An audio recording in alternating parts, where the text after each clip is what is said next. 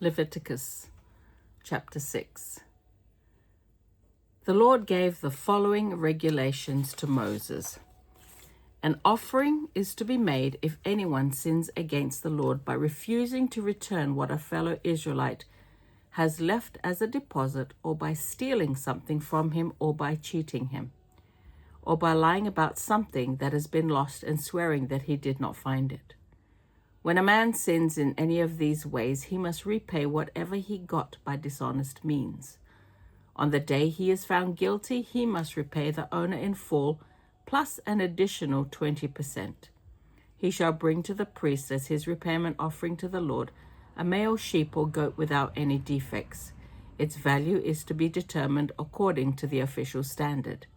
The priest shall offer the sacrifice for the man's sin, and he will be forgiven. The Lord commanded Moses to give Aaron and his sons the following regulations for burnt offerings. A burnt offering is to be left on the altar all night long, and the fire is to be kept burning. Then the priest, wearing his linen robe and linen shorts, shall remove the greasy ashes left on the altar and put them at the side of the altar. Then he shall change his clothes and take the ashes outside the camp to a ritually clean place.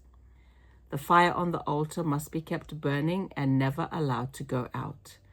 Every morning the priest shall put firewood on it, arrange the burnt offering on it, and burn the fat of the fellowship offering. The fire must always be kept burning on the altar and never allowed to go out. The following are the regulations for grain offerings.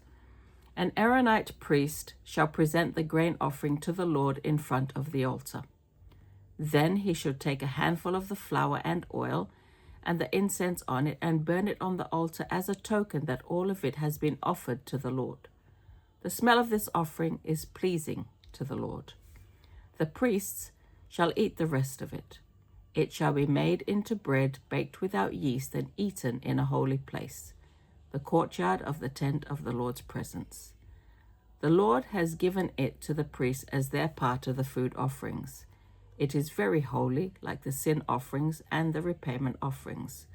For all time to come, any of the male descendants of Aaron may eat it as their continuing share of the food offered to the Lord.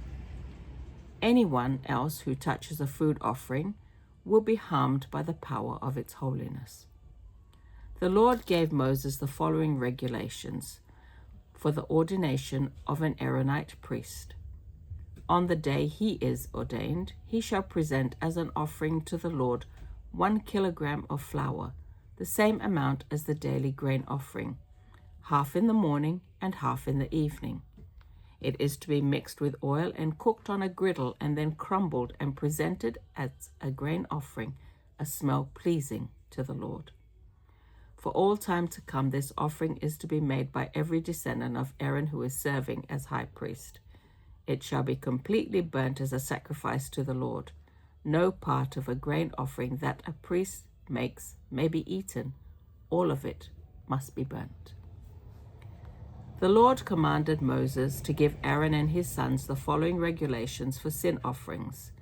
The animal for a sin offering shall be killed on the north side of the altar, where the animals for the burnt offerings are killed. This is a very holy offering. The priest who sacrifices the animal shall eat it in a holy place, the courtyard of the tent of the Lord's presence. Anyone or anything that touches the flesh of the animal will be harmed by the power of its holiness. If any article of clothing is spattered with the animal's blood, it must be washed in a holy place.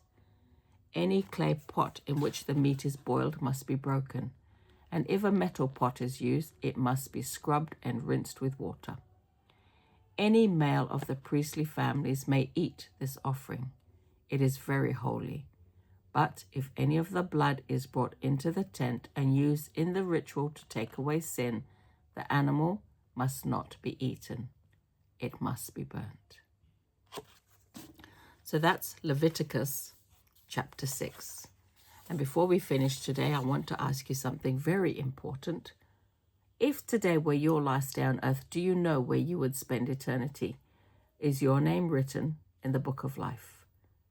If you feel God speaking to your heart right now, you can pray this simple prayer out loud.